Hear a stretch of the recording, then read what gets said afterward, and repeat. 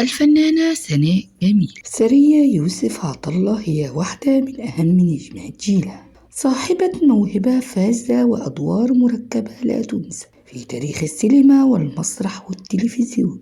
في مصر حفرت اسمها بحروف من نور في سجل المبدعين. إنها الفنانة سناء جميل التي ولدت في محافظة المنيا، وتحديداً في مركز ملوي في يوم 27 إبريل عام 1930، ورحلت عن عالمنا يوم 22 ديسمبر 2002 عن عمرنا هذا 72 عام. لديها شقيق واحد وأخت توأما لها، وقد انتقلت مع أسرتها إلى مدينة القاهرة قبل الحرب العالمية الثانية، ودرست في مدرسة الملياردير الفرنسية الداخلية والتي تخرجت منها بعد المرحلة الثانوية.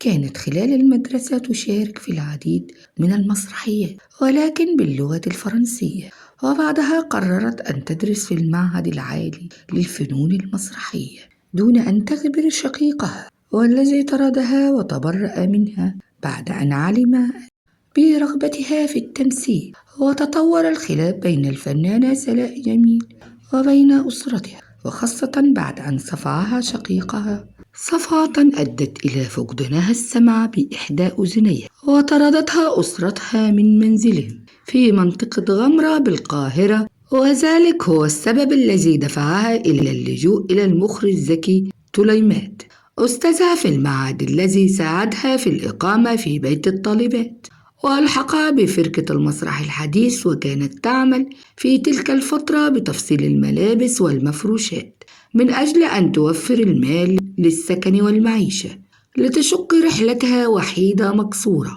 وكانت تلك الفترة بمثابة معاناة شديدة للراحلة سناء جميل، كانت لا تأكل سوى الجبن مع العيش، فقد كانت تنام على البلاط في بعض الأحيان، لكنها على الرغم من ذلك كانت سعيدة للغاية. خطفت سناء جميل الأنظار إليها بالشخصيات التي جسدتها، وأهمها شخصية نفيسة في فيلم بداية ونهاية، وهو الدور الذي رفضته فاتن حمامة والذي حقق لها شهرة واسعة. ودورها في فيلم الزوجة الثانية، ومن أشهر مسلسلاتها الراية البيضاء، خالتي صفية والدير، والمسلسل الكوميدي الشهير ساكن قصادي. حصلت على العديد من الجوائز وعلى وسام العلوم والفنون عام 1967، كما تم تكريمها في مهرجان الأفلام الروائية عام 1998. وعرفت في الوسط الفني بلقب بغول التمثيل لأنها تؤدي أصعب الأدوار. بدأت السعادة تعرف طريقها إلى سناء جميل عندما تعرفت على رفيق عمرها وحبها الوحيد لويس جرجس عام 1960 خلال حضورها حفل توديع صحفية سودانية أنهت تدريبها في روزا اليوسف، والتي كان يعمل بها حبيب عمرها. ظل يتقابلان حتى تعلق بها لويس، ولكنه لم يفصح عن حبه لها، ظنا منه إنها مسلمة وليست على ديانته المسيحية، لكثرة قولها والنبي وبسم الله الرحمن الرحيم، ما جعله يتأكد أن زواجهم أمر مستحيل. قرر الحبيب أن يغير ديانته من أجل أن يتزوجها، وأخبرها بالفعل بأنه سيغير ديانته، وذلك قبل أن تخبره بأنها مسيحية مثله.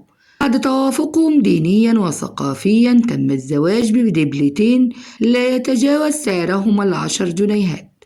وخلال الزفاف رفض القسيس إتمام زواجهما إلا بحضور الشهود والمعازيم، فذهب الحبيب على الفور إلى مبنى جريدة روزا اليوسف التي كان يعمل بها، واستأجر سيارات لنقل زملائه ليكونوا شهود على عقد الزواج.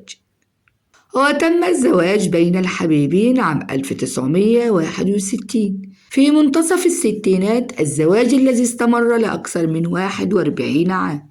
وقد رفضت خلاله سناء جميل الإنجاب لأنها كانت تخشى أن تعطل الأمومة مشوارها الفني، لكنها فيما بعد أعلنت ندمها الشديد بعد أن وصلت لسن 50 من العمر، وصرحت لزوجها إنها غلطة عمرها بهذا القرار.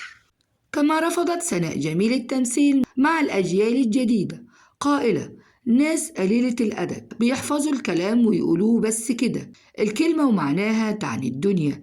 إحنا جيل بنحترم اللي بنعمله. كانت سناء غاضبة جدا من الممثلات الجديدات، وحين سألوها هل تقبل التمثيل مع أحمد السقا ومحمد هنيدي قالت لا أصلح معهم. دي ناس عملت لنفسها شخصيات محددة وثابتة. هنيدي ينتمي زي ما هو عايز، ده ما يكتب له، حاجة مش هقدر أتدخل فيها. هم واخدين خط معين مش بتاعي. أنا ما تصورش إن راجل يقف على المسرح علشان يرقص وراجل يشنكر راجل يدي شلوت أو يهز وسطه زي نجوى فؤاد. مش مقتنعة، يمكن أنا غلطانة، لكن أنا ما أقبلش على روحي أتهز. المسرح مش كباريه، المسرح له احترامه، وياما داست عليه ناس عظماء للأسف فقدت الأمل في ذلك الشباب. عاش لويس وسناء قصة حب استثنائية، ولكن أفجعهم المرض عندما أصيبت الفنانة سناء جميل بسرطان الرئة، وظلت في المستشفى لمدة 3 شهور إلى أن غابت عن عالمنا عن عمرنا 72 عام. وكانت تشدد دائما قبل وفاتها على زوجها أن ينتظر بعد موتها حتى يأتي أهلها ويشاركونه في مراسم دفنها. عاشت طيلة عمرها تفتقد إلى عائلتها، حيث كانت لديها رغبة ملحة في لقائهم، وخاصة شقيقتها التوأم، حتى وإن حدث ذلك بعد وفاتها. لذلك طلبت من زوجها تنفيذ تلك الوصية.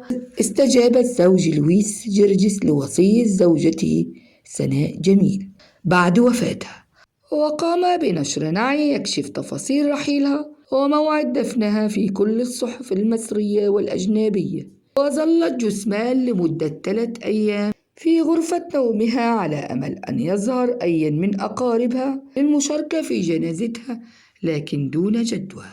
فدفنها في 22 ديسمبر عام 2002، وظل يعيش على ذكراها وينتظر لقائها لأكثر من 15 عام، حتى لحق بها في يوم 16 مارس عام 2018 ليجتمع الحبيبان في السماء إلى الأبد ودون فراق.